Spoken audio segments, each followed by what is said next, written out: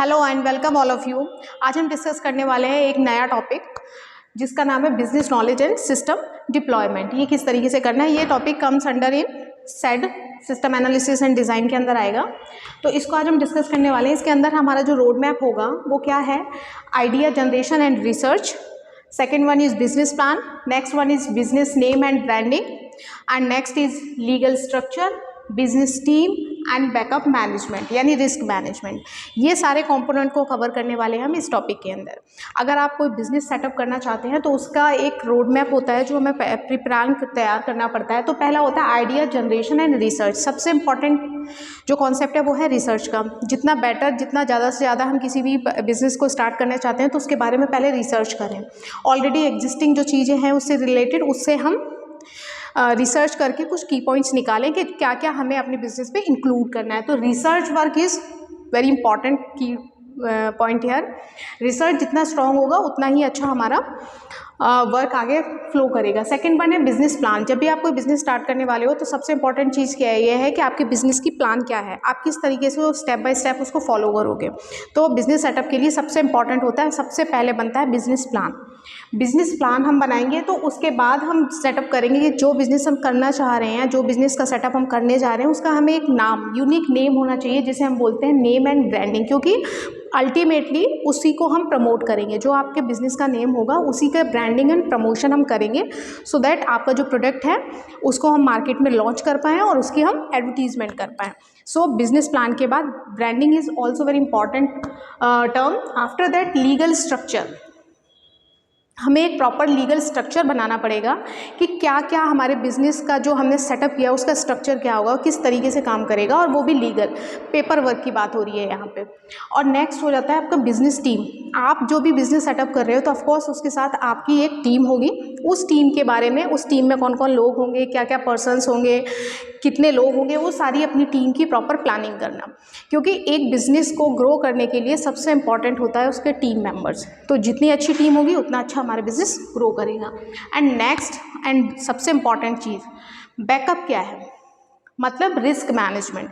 जैसा कि हम सॉफ्टवेयर इंजीनियरिंग में पढ़ते भी हैं कि अगर रिस्क फैक्टर अकर हो गया तो हाउ टू हैंडल इट। कोई भी बिजनेस जब हम करते हैं या करने के बारे में हम कोई प्लान कर रहे हैं तो उसके पॉजिटिव एस्पेक्ट तो हम देखते ही सकते हैं, उसके साथ हमें उसका एक रिस्क मैनेजमेंट प्लान भी बनाना चाहिए सो दैट बैकअप प्लान कि अगर ऐसी सिनारियो क्रिएट हुआ या ऐसे रिस्क जनरेट हुआ तो उस समय हम सोचें ना, उस समय हमारे पास उसका एक बैकअप प्लान हो, how to handle this type of situations. So these are the important factors जिनको ध्यान में रखना है जब भी हम कोई बिजनेस सेटअप करने जा रहे हैं। नेक्स्ट वन इज़, ये हमारे कुछ बिजनेस के नेम्स एंड ब्रांडिंग्स हैं। ट्रेडमार्क होता है ट्रेडमार्क, सेकंड होता है इनकॉर्पोरेशन एंड ऑनलाइन प्रेजेंस। ये सारी चीज़ें हैं जो बिज़नेस के बारे में होती हैं कि ट्रेडमार्क क्या है। ट्रेडमार्क में आता है उसका लोगो क्या है हमारे बिज़नेस का, उसका नेम हमने क्या रखा है, ये सारी चीज़ें रिप्रेजेंट करती हैं आपके ट्रेडमार्क को। इनकॉर्पोरेशन में आता है बिजनेस के बारे में, जो भी लीगल एंटिटी हैं, जो भी इंडिपेंडेंट एंटिटी हैं, ये ओनर के बारे में सारी इन्फॉर्मेशन आएगी। और ऑनलाइन प्रेजेंस ये रिप्रेजेंट करता है कि हर सोशल मीडिया प्लेटफॉर्म हो गया, वेबसाइट्स हो गई, इन चीज़ों पे आपका जो बिज़नेस है यानी कि जो आपका ब्रांड है उसका क्या प्रेजेंस है, किस किस प्लेटफॉर्म पे उनकी प्रेजेंस है, क्या क्या उनकी रीच है, सो दैट यूज़र तक आपके बिजनेस को हम प्रमोट कर पाएँ। Next is types of company incorporation. किस किस टाइप की कंपनीज होती हैं, मतलब जो हमने लीगल वर्क बताया था, पेपर वर्क बताया था, उसमें आप अपने बिजनेस को कहाँ पे स्टैंड करते हैं, किस एरिया में आप उसे रजिस्टर कराना चाहते हैं। पहला होता है LLP यानी कि एटलीस्ट 2 डायरेक्टर्स होना चाहिए। एक इस टाइप की सिचुएशन होती है जिसमें डायरेक्टर्स जो हैं कम से कम तो 2 डायरेक्टर्स हों तो आप अपने बिजनेस का रजिस्ट्रेशन जो है वो LLP में करा सकते हैं। आफ्टर दैट होता है प्राइवेट लिमिटेड। आप अपने बिजनेस यानी आपका जो ब्रांड है उसको आप प्राइवेट लिमिटेड कब डिक्लेयर कर सकते हैं, जब उसमें एटलीस्ट 2 डायरेक्टर हों, तब हम उसको प्राइवेट लिमिटेड की कैटेगरी में रजिस्टर करा सकते हैं। नेक्स्ट होता है OPC जिसमें अगर एक सिंगल डायरेक्टर भी है, ओनली वन डायरेक्टर है, तो हम उसका रजिस्ट्रेशन कराते हैं ओपीसी के अंदर। एंड सबसे इम्पॉर्टेंट जो स्टेट का रजिस्ट्रेशन होता है एमएसएमई रजिस्ट्रेशन, इसमें एक ही ओनर होता है, ओनली वन ओनर होता है। तो आप अपने बिजनेस का रजिस्ट्रेशन स्टार्टिंग कंडीशन में, स्टार्टिंग जब हम फेस कर रहे हैं तो हम एमएसएमई में कराते हैं। सबसे पॉपुलर एमएसएमई है, जहाँ से हम स्टार्टिंग करते हैं एक्चुअली अपने बिजनेस की। जब भी हम कोई बिजनेस प्लान बनाते हैं तो डायरेक्ट उसका प्राइवेट लिमिटेड में रजिस्ट्रेशन ना करा के we prefer MSME registration. Next आते हैं हम मेन एग्जीक्यूशन स्टेप्स क्या क्या होती हैं। सबसे पहली जो मैंने पहले भी बताया था, रिस्पॉन्सिबल टीम। जितनी अच्छी, जितनी हार्ड वर्किंग, डेडिकेटेड और रिस्पॉन्सिबल आपकी टीम होगी, उतना अच्छा आपका बिजनेस ग्रो करेगा। सेकेंड पॉइंट है टेक अडेप्टेबिलिटी। टेक्निकली सेवी कितने हैं, कितने अडेप्टेबल है, नई टेक्नोलॉजी को सीखने में कितना इंटरेस्टिंग है, ये सारी चीज़ें। थर्ड है इंडस्ट्री की अवेयरनेस कितनी है, जिस चीज़ का आप बिजनेस सेटअप करने जा रहे हो। फॉर एग्जांपल आप एजुकेशन फील्ड में सेटअप करने जा रहे हो, आप कोई एथनिक क्लॉथिंग का बिजनेस सेटअप करने जा रहे हो, तो उसकी अवेयरनेस कितनी है, उस इंडस्ट्री के बारे में आपको कितनी नॉलेज है। उसके बाद स्ट्रॉन्ग बैकअप, जो हमने बोला था रिस्क फैक्टर को कैसे हैंडल करना है, तो उसका स्ट्रॉन्ग बैकअप प्लान भी हमारे पास होना चाहिए इनिशियल फेज में। ऐसा नहीं जब प्रॉब्लम आई अब हम प्लान बनाने बैठ रहे हैं, तो उससे पहले हमारे पास बैकअप प्लान होना चाहिए। Good marketing skills, online offline हर तरीके से मार्केटिंग हमारी स्ट्रॉन्ग होनी चाहिए। गुड मार्केटिंग टीम का होना हमारे पास बहुत ज़रूरी है, चाहे वो ऑनलाइन प्रेजेंस की बात करें हम या ऑफलाइन प्रेजेंस की। क्लाउड आउटरीच भी आपकी होनी चाहिए, कोल्ड आउटरीच, उसके बारे में भी इंफॉर्मेशन होनी चाहिए हमारे पास। नेक्स्ट है सिस्टम डेवलपमेंट, डिप्लॉयमेंट। आपका जो रजिस्ट्रेशन एंड सारी चीज़ें हो गई, अब उसको आपको डिप्लॉय करना है। पहला है टेस्टिंग। जब आपने किया तो सबसे पहले आप उसे टेस्ट करेंगे।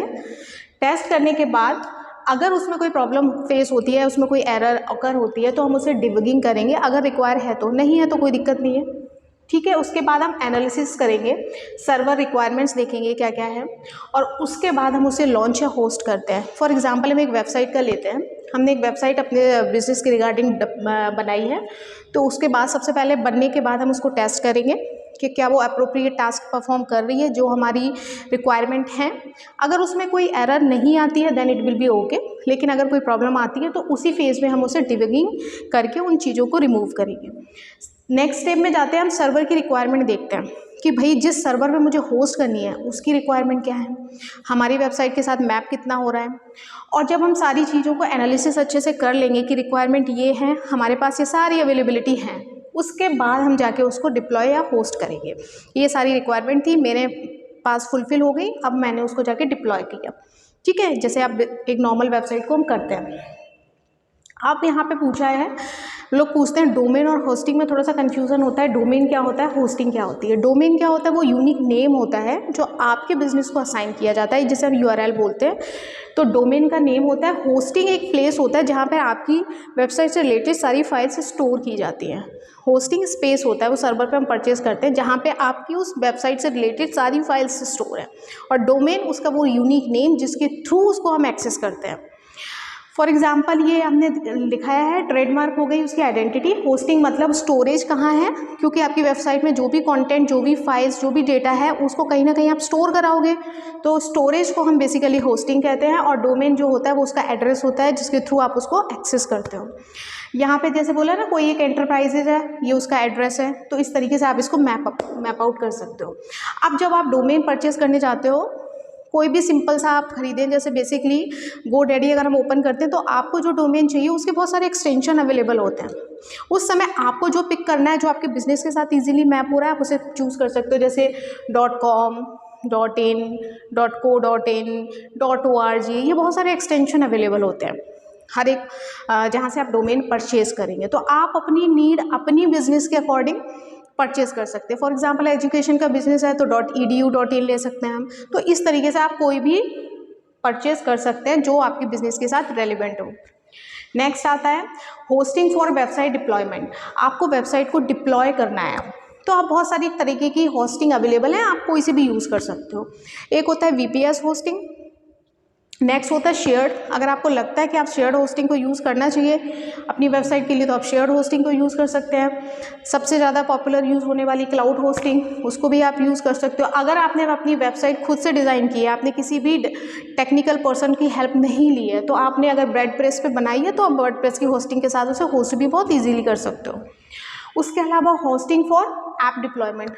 अब ये वेबसाइट की बात हो गई, अब आती है ऐप की। अगर मैं ऐप की बात करूँ तो गूगल सर्विस प्रोवाइड कराता है, जहाँ पे आप क्लाउड प्लेटफॉर्म प्रोवाइड कराता है। अमेज़न का AWS है, सबसे पॉपुलर है ऐप डिप्लॉयमेंट के लिए। और भी बहुत सारी क्लाउड होस्टिंग अवेलेबल हैं जहाँ पे जाके आप एप्लीकेशंस को डिप्लॉय कर सकते हो बहुत आसानी से।